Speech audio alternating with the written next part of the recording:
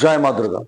আপনি বিবাহ করেছেন, বিবাহের পর প্রথম প্রথম আপনার বিবাহিত জীবন খুব সুখকর ছিল এবং জীবন সঙ্গীর প্রতি একটা আকর্ষণ ছিল এবং আপনার জীবন সঙ্গীরও আপনার প্রতি আকর্ষণ ছিল।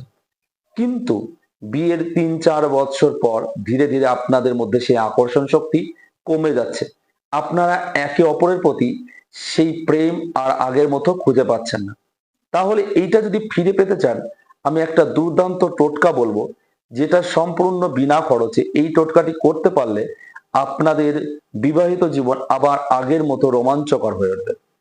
এটা করতে গেলে কি করতে হবে?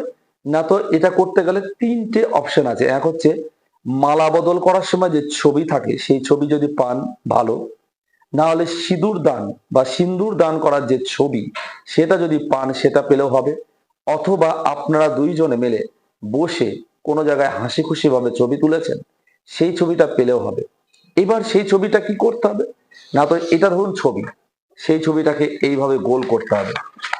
গোল করার পরে এরকম একটা ছবি গোল হয়ে গেল, তারপর একটা ডোর দিয়ে এটাকে বাঁধবেন। বাঁধার পরে আপনার যে ঘর, সেই ঘরের দক্ষিণ পশ্চিম কোণে একটি লোহার পেরেক পুঁতবেন।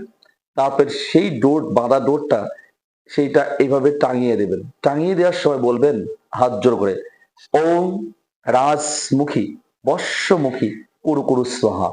এই মন্ত্র 7 বার জপ করার পরে প্রার্থনা করবেন যেন আমাদের বিবাহিত জীবন সুখকর হয়ে ওঠে আগের মতো।